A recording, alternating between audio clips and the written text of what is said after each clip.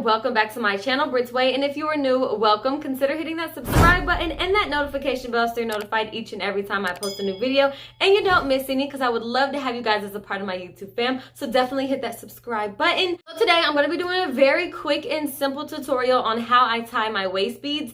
I get so many compliments on my waist beads, and I've gotten a lot of questions here recently, especially over the summertime. I just never got around to filming this video, but I also got a question down in the comments on how my waist beads are doing, and I also get people asking me how do I actually tie the permanent waist beads, that I'm wearing right now. I have had these on for 5 months. I tied them on in May and it's now October, so they're holding up really well, guys. Haven't had any incidents. I do everything with them. I swim with them, go to the beach with them, shower with them. I mean, they never come off. So if you want to see how I actually made these, I will leave that video up here for you guys to check out, because these are the exact ones that I made in that video. So definitely take a peek at that video. But I do realize in that video, I didn't necessarily take the time to show you guys how I tied them on, and as you guys can see, they're holding up really well. When it comes to measuring your waist for your waist beads, you really want to measure exactly where you want your waist beads to fall. So for instance, when I put this right here, I took my measuring tape and I went to the area that I wanted my waist beads to pretty much fall. And that's somewhere around my belly button, because I feel like this keeps me accountable when I'm getting full and I feel stuff. Believe me, these babies start literally, say I'm over here and I'm like, who homegirl been eating and I'm so stuffed, it starts to really rise up. So I'll measure right where I want, and I do round up a little bit because you may you want to have a little bit of room. I don't want to tie them on and just literally be like, oh my god, I can't breathe. Have your stomach at its just loosest, even if you gotta just really relax your stomach. So me being real relaxed, it's at 33 inches, right? So that's where I'm like, okay, I know that my waist beads need to be 33 inches once tied. So what I personally like to do is, this is a total right here of 60 inches of string. This is the entire, basically my entire measuring tape. It goes to 60 inches, and I literally just did this entire thing. I like to add a good amount of string on the end of here, because I have learned in the past that if I don't have enough string on here to tie, it's going to be a pain in the butt. And that's just if you're making them for yourself, or if you want to start selling waist beads and you just want to be mindful. The client will have a hard time if there's not enough string off to the end to tie the waist beads. So this is 60 inches. Again, where I wanted these to lie is around 33 inches. I'm adding 10 inches on each side of string, at least 7 to 10 inches. It don't necessarily got to be 10 inches, but I get real extra. I just want to make sure I got enough room to, you know, work with here. I did a good series of quite a few videos on how I did different types of waist beads. I think the only ones I have not filmed is when I did the stretchy ones, and I used just kind of like stretchy bead wire, stretchy bead string, so you can kind of slip them, you can almost just step in them or put them over your head. So anyways, guys, I'm gonna go ahead and show you guys how I tie these on. So there's a knot on the end of each of the string. I'm gonna find, since I made this for myself, it's obviously long enough for me to like kind of work with wherever I want to place them. I really do love this one that falls down here. Again, I didn't intend on making this one this big, but I just feel like it's a good accent to the one up here. And this one is that one, like I said, my accountability beads, because this one definitely gets tight once your girl starts eating. So I think I may cut this one off, because I really like just having 2. I don't know that I want to have 3 at all times. I'm gonna wiggle my beads down a little bit this way. Like I'm wanting them to come further this way. There is a knot down here as well. So you're gonna wrap them around till you get to where you want them to lie. Again, that knot, make sure it's pretty secure. You want it bigger than your actual beads, because you do not want these to slip off, or you're going to have to do the process all over again, and nobody wants to have to do that. So putting the knot further enough down on your string allows you to like move the beads up and down, so you know where you want to, you're able to move it around so you have a place to tie them. So let me figure out where I want them.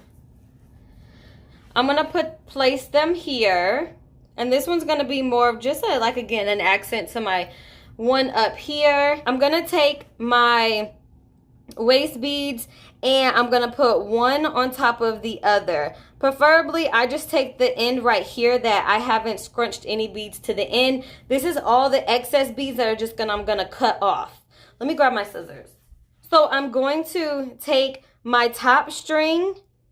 Again, and guys, you want to do this tightly so you can avoid gaps like the one that I had here. But again, my gap ain't that serious.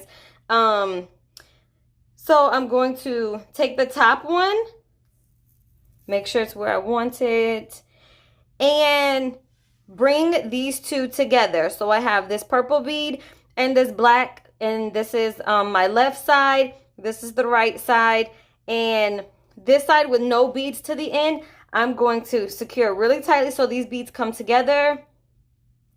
Again, try to hold it as tight as possible. I'm going to bring that under and then back over. So I kind of have like a little, it's not a full knot, but it's wrapped around right here. You see, I hope you guys can see that. And then I'm going to do it one more time. Back under and over. And want to get that nice and secure. Trying to keep it nice and tight. But not tight to the point where like your beads try to overlap each other. Then I'm going to do just a normal knot, okay? But again, trying to keep it really tight. So you see? And then I'm going to pull it down to my finger so it helps me make sure this knot that's right here on my finger right here is going to align up with the loops that we put down there. Just making sure that it stays really tight, guys. That's really just the point of my finger still being right there. I really hope you guys can see this. Then I'm going to slide that knot, try to slide it down. Okay. And pull it really tight. Tight, tight, tight, tight. Tight, tight. So there we go. So now you should be good enough right here to where you can, this is going to be all our excess beads right here. All this I'm just going to dump right back into my little bead tray. So then what I'm going to do is I like to do it like 3 times. So I want to be real secure. This side again, I'm going to wrap it up under, come back up, and then going to do a whole nother knot. And to help your knot end up in the same place, or right down here where you want, take your finger again, and or you can take your pinky, a smaller finger, and like really wiggle that knot down so you end up in the same spot. Versus there's times my knot's been up here and it's not stacking right on top of the knot right next to the beads. And I'm gonna pull it all the way down.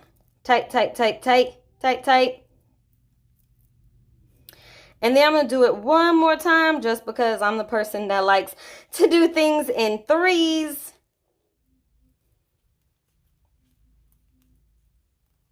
And each time that I'm tying, I wrap this one right here with no beads up under and over just like that.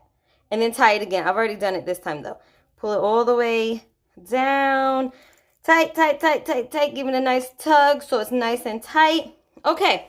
So this was our right side right here with the beads. This was our left side. So now we're going to snip it off. You want to snip as close as possible, but do not snip. It's like, it sounds so obvious, but I just have to say it. Do not snip right to your knot because you don't want to accidentally cut the knot. The extra string will fray over time. So I got the camera so low, I'm trying to make sure I'm showing you guys while I'm cutting. So there's my knot right there. I'm going to go like literally maybe a centimeter above my knot. There we go. And then all of this right here, and put them right back into my bead tray. People use bead spinners. I mean, I don't do this enough for like selling purposes to need a bead spinner. I do them for my own purposes. And then for people who do want to place an order or do want them, I do it for them. But I just haven't gotten to the stage where I necessarily need to purchase a bead spinner. But so there's our closure right there. This part all right here will fray away over time. And that's how I do it, guys.